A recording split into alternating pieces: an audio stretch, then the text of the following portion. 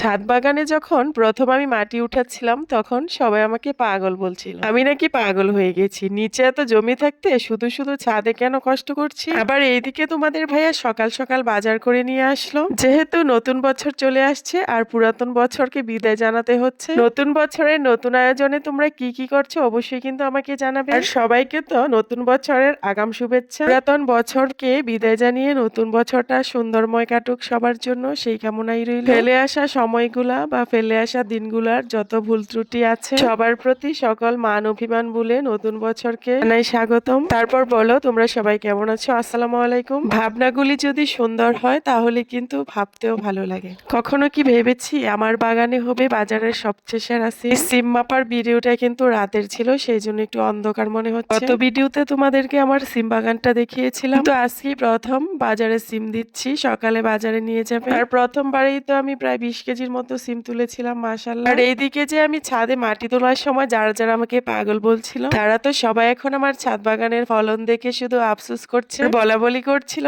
যে আহারে শুধু শুধু এই মেয়েটাকে এত কথা বলেছিলাম। আর আমরা যদি ওকে এত কিছু না বলে আমরা নিজেও ছাদে কিছু করতাম তাহলে অবশ্যই এত সুন্দর ফলন পেতাম। সমালোচনা যারা করে তাদের জবাব আমি কখনোই দিই না, কারণ মানুষের সমালোচনার জবাবটা সময় দিয়ে দিবে। কথায় আছে না, বৃক্ষ তোমার নাম কি ফলে পরিচয়। এই জন্য কথায় নয়, আমি সব সময় কাজে বিশ্বাসী। মাশাআল্লাহ, তোমাদের দোয়ায় এবার নিয়ে অনেকবার ছাদ বাগান থেকে আমি বেগুন, মিষ্টি কুমড়া হারভেস্ট করতে পেরেছি। কোনো প্রকারের কীটনাশক ছাড়া কত সুন্দর অর্গানিক ভাবে বড় হয়ে গেছে আমার সবজিগুলো, ভাবা যায়। এই ছাদ বাগানের প্রত্যেকটা গাছ আমার নিজ হাতে লাগানো। যখনই রান্না করার মতো ঘরে কিছু না থাকে তখন আমি চলে আসি ছাদ বাগানে। ছাদ বাগানে এসে তো আমি ঝুড়ি ভরে সবজি নিয়ে যাই। মাশাআল্লাহ, তোমাদের দোয়ায় আর আল্লাহর রহমতে যা লাগিয়েছি সবকিছুই হয়েছে। আর সাথে তানিশার ফুল গাছগুলাও। সবকিছু দেখে তানিশাও ভীষণ খুশি। ফরমালিনের ভিড়ে এত সুন্দর কীটনাশক মুক্ত সবকিছু আমার নিজ হাতে লাগানো আসলে ভাবাই যায় না। চেষ্টা করলে আর ইচ্ছা করলে মানুষ সবকিছুই পারে। আবার ছাদ বাগানে কিছু মরিচের চারাও লাগিয়ে দিয়েছিলাম মাঝখান দিয়ে। তো কামরাঙ্গা মরিচ গুলাও খুব সুন্দর হয়েছে আর ভীষণ, যদিও ঝাল খেতে আমি অনেক বেশি পছন্দ করি। আর তানিশাও কিন্তু ভীষণ ঝাল পছন্দ করে। আমার কাছে এত ভালো লাগছে কি বলবো, তোমাদের বলার কোনো ভাষাই নেই। আর সাথে সাথে তানিশাও তো ভীষণ খুশি। ঠান্ডা আমার গলাটা একদম বসে গেছে, সেই জন্য ভয়েসটাই দিতে পারছি না।